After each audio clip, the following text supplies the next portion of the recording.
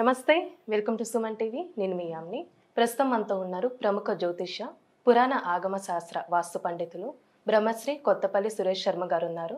గురుగారితో మాట్లాడి మనకున్న సందేహాలను అడిగి తెలుసుకుందాం. నమస్కారం గురుగారు. ఆయుష్మతి తల్లి. గురుగారు, ఇప్పుడు శ్రావణ మాసంలో అసలు మంగళగౌరి వ్రతం ఎవరు చేయాలి? అసలు ప్రత్యేకత ఏంటి? ఒకవేళ ఈ వ్రతం చేయడం వల్ల ఎలాంటి ఫలితం ఉంటుందండి? మనం క్రితం వీడియోలో చెప్పాను, శివుడులోని అర్ధభాగాన్ని అమ్మవారు భృంగిరిటి అనేటువంటి వాడు ఈయన్ని కథలు తెలియజేశారు. కథలో ఈమెను విడిచి, ఆ కథలో ఈమెను విడిచేసి ఈశ్వరుడికే నమస్కరిస్తాడు. అదేమిటి, నేను పక్కనుంటే కనీసం భార్యని గౌరవించకుండా నీకు ఒక్కడికే నమస్కరించడం ఏంది, నన్ను అంటే ఇప్పుడు నువ్వే అనుకో, మాకు గృహిణి అనుకుందాం కాసేపు, నీకు పెళ్లి కాలేదు, భగవంతుడు అనుకో, పక్కన పెళ్ళి అయిందా? కాలేదండి. అదే, నీకు వివాహం కాలేదు, ఒకవేళ వివాహమైనటువంటి స్త్రీ అనుకో, ఇంటికి వచ్చాడు ఒక ఎవరో మీ వారికి తెలిసిన ఆయన, నీకు తెలియదు, మీ వారికి బజార్లో ఇంటికి వచ్చాడు, ఒకవేళ ముఖ పరిచయం ఇది ఒక 2-3 సార్లు వచ్చున్నాడు అనుకుందాం, తెలియని వాడేం కాదు, స్వామి గణాల్లో ఒకడు భృంగిరిటి. వచ్చిన వాడు ఏం చేశాడు, అమ్మవారిని పలకరించలేదు, స్వామివారికి పలకరించాడు. అంటే పెళ్ళైనటువంటి భార్యను వదిలిపెట్టి ఇంట్లో వచ్చిన ఆయన, ఏమండి సార్ బాగున్నారు అది ఇది అనేసి ఈ మంచినీళ్ళు ఇచ్చింది తాగేశాడు, కాఫీ ఇచ్చాడు తాగేశాడు. ఆమె మాత్రం మాట మాత్రం కూడా పలకరించినప్పుడు ఆమెకు ఏమనిపిస్తుంది, తెలిసినవాడు ఏమిరా నన్ను కనీసం ముఖవాస్తుకైనా పలకరించలేదు అనుకుంటుందా? అమ్మవారు కూడా ఏమిట్రా ఇది, స్త్రీ అంటే స్త్రీ హక్కులు కొట్లాట ఇప్పుడు కాదు, అప్పటి నుంచే ఉంది. స్త్రీలకు సమాన ప్రాతినిధ్యం ఇవ్వలేదంటే అది తప్పు. అప్పుడే ఇచ్చారు బ్రహ్మ అయితే చక్కగా నాలిక నుంచే అమ్మవారికి నాలికలో స్థానం ఇచ్చాడు, విష్ణు హృదయంలో ఇచ్చాడు, శివుడైతే పూర్తిగా సగభాగం ఇచ్చాడు. అప్పుడు ఈమె అడుగుతుంది, నాకే కాదు ఈ సమస్య, రాబోయే రోజుల్లో ఎవరైనా సరే భార్యాభర్తలు సమంగా ఉండాలి, ధర్మేచ అర్థేచ కామేక్ష మోక్షేచ నాతి చరామి అని కాదు, నాతి చరితవ్యం అని నేను ఎప్పుడైతే నాతి చరామి నువ్వు అంటున్నావు, రెండిటికి కూడా నాతి చరితవ్యం, నేను నడుస్తున్నా నువ్వు కూడా నన్ను అనుసరించి నడవాలనేటువంటి విధంగా అడుగుతున్నావు కదా. సో అనుగమించడం అంటే ఏంటి, నిన్ను నేను అనుసరిస్తున్నానంటే నువ్వు సవ్యమైన బాటలో నన్ను తీసుకెళ్తున్నావు అంటే నేను నీ పక్కన ఉన్నాను కదా అర్థం. మరి నన్ను పక్కన లేనట్టు దండం పెట్టడం ఏంటి? కాబట్టి ఇది కాదు, ఇక ఎప్పుడు వచ్చి అతను దండం పెట్టాలన్నా నేను నీలో కనపడాలి, ఏం చేయాలి అని అడుగుతుంది. అప్పుడు విష్ణువుని అడిగితే విష్ణువు చెప్తాడు ఈ కాలతత్వాన్ని. ఎందుకంటే అక్కడ ప్రళయకాలంలో విష్ణువే కదా ఉన్నాడు. తొలి ఏకాదశి రోజు అది చూస్తూ ఆయన సృష్టి చేసేదాకా నాకు పని లేదని రెస్ట్ తీసుకున్నాడు హాయిగా. శైల ఏకాదశి అని పడుకుంటాడు, మళ్ళీ లేచేది ఎప్పుడు, వైకుంఠ ఏకాదశి రోజు లేస్తాడు, ద్వార దర్శనం. ఈ సమయంలో నరక ద్వారాలు కూడా మూస్తారని ప్రతీతి. దాని మీదనే మనకు యమగోళ అనే ఒక సినిమా కూడా తీశారు. నరక ద్వారాలు మూసేస్తే కిందకు వచ్చి బతకడం ఒక ఇమాజినింగ్, కానీ వాస్తవంగా జరగదు. నరక ద్వారం తీరి వీళ్ళని బయట పెట్టేస్తారు.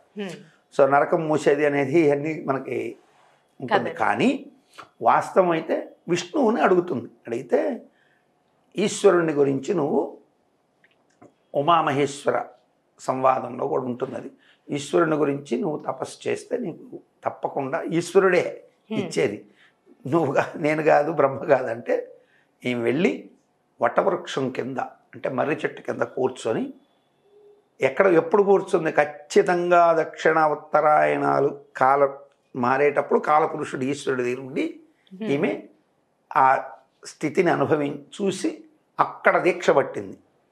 ఎప్పుడు ముగించింది, కార్తీక మాసంలో ముగించింది. ముగించబోయే ముందు ఆమె భగినీ హస్త భోజనం అని మనం అనుకుంటాం, ఆడబిడ్డ చేతితో కార్తీక మాసంలో అన్నం తినాలి, యమధర్మరాజు కదా అని. ఈమె చేతి భోజనం కూడా విష్ణువు తిన్నాడని ఒక ప్రతీతి సోదరుడుగా. సరే అది ఎక్కడ మనకి పురాణాల్లో అయితే కనపడదు, కానీ భగినీ హస్త భోజనం ఆయన కూడా తిన్నాడంటారు, విష్ణు స్వరూపంగా తిన్నాడని. అన్నా చెల్లెళ్ళ బంధాన్ని లక్ష్మీ మహావిష్ణువు గౌరీదేవితో పోలుస్తారు. సరే ఆ తర్వాత అమ్మవారు ఈ కార్తీక మాసంలో ఈశ్వరుల్లో సగభాగాన్ని పొందింది. ఆ పొందినందువల్లనే ఈశ్వరులో సగభాగం పొందింది కాబట్టి ఈ శ్రావణ మాసంలో ప్రారంభానికి ముందు ఈ కథ జరిగింది. బాగా అర్థం చేసుకోండి, శ్రావణ మాసం ప్రారంభానికి ఖచ్చితంగా ఒక 20 రోజుల ముందు జరిగింది కథ, 21 రోజు ముందు. ఈ 21 సంఖ్య ఎవరికి ముఖ్యం అంటే గణపతికి ముఖ్యం. 21. అంతే కదా. ఏకవింశతి పత్ర పూజ. ఇక్కడ చూడండి చిత్రంగా ఈ శివపార్వతుల యొక్క అర్ధనారీశ్వర తత్వానికి ఈమె దీక్ష పట్టింది. ఆ దీక్షా ప్రభావం చేత ఈశ్వరుని అనుగ్రహం పొందింది. ఆ సంవత్సరం కార్తీక మాసంలో కేదారేశ్వరులు సగభాగం పొందింది. శివుడు శక్తి ఏకమైపోయినారు అక్కడ కార్తీక మాసంలో శివశక్తులు ఏకమైనారు.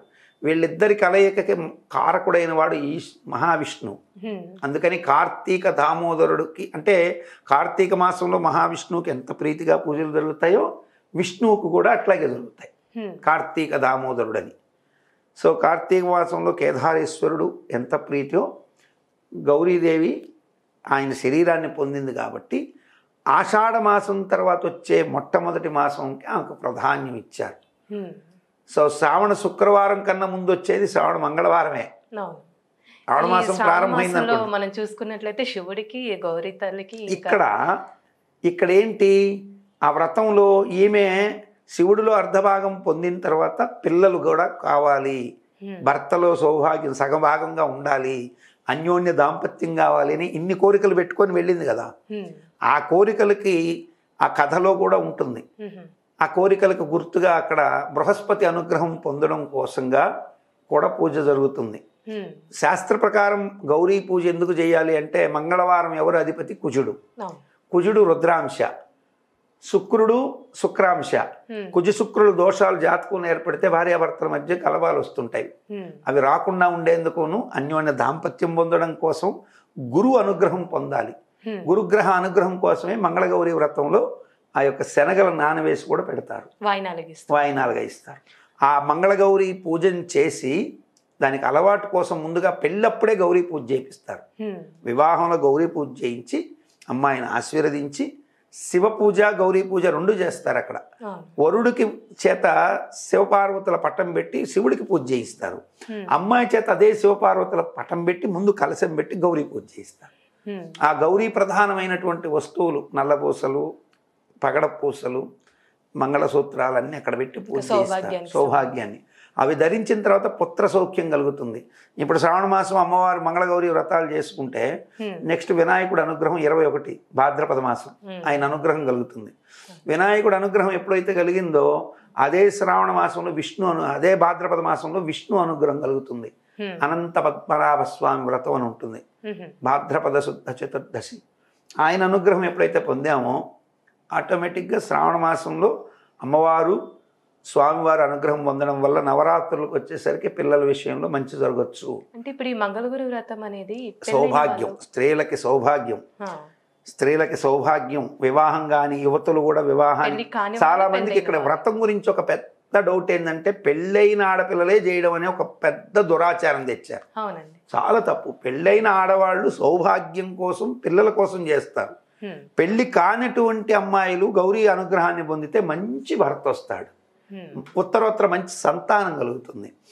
పెళ్ళయి పిల్లలు ఉన్నటువంటి స్త్రీలు చేస్తే ఆ భర్తకి మరింత సంపదలు కూడుతాయి. కాబట్టి గౌరీ వ్రతాన్ని ఒక్క పెళ్ళైన స్త్రీలు ఏదో 3 వారాలు చేసి మానేయడం కాదు, పండు ముదుసలైపోయి పూర్తి సౌభాగ్యంతో ఉంటే కూడా చేస్తూ ఉండొచ్చు మంగళగౌరీ వ్రతాన్ని. కొంతమంది తెలియక ఆపేస్తుంటారు. అలా చేయాల్సిన అవసరం లేదు, శాశ్వతంగా చేసుకోవచ్చు అని పురాణంలో ఉంది. అంటే ఇలా ప్రతి మంగళవారం చేయొచ్చా అంటే శ్రావణ మాసంలో ప్రతి మంగళవారం ఏ సువాసినైనా ఏ ముత్తైదు అని చేయొచ్చు. భర్త చనిపోయిన వాళ్ళకు మాత్రం నిషేధం, వారు తప్ప మిగతా ఎవరైనా చేసుకోవచ్చు. భర్త చనిపోయిన వాళ్ళకి ఏంటంటే ఆ యోగ్యత ఉండదు, అంటే సగభాగం వీడిపోయిందంటే ఇంక విలువ ఉంటుంది, బ్రేక్ అయింది కదా. సో అందుకని అటువంటి ఇబ్బందులు కలగకూడదని గౌరీ పూజ చేయించేది. చనిపోతే ఇద్దరు ఒకటిగా చనిపోవాలి, లేదా ఆయన చనిపోయిన 10 రోజుల్లో ఈమె చనిపోవాలి, సౌభాగ్యం. అట్లా ఈ ముందు చనిపోతే ఆయన 10 రోజులు ఆయన చనిపోవాలని, ఇట్లా ఆ దాంపత్యం విలువ. అంటే చచ్చిపోవాలంటే దాని అర్థం అది కాదు, ఇద్దరు అంత అన్యోన్యంగా ఉండాలి, చావులో కూడా ఒకటిగా ఉండాలని.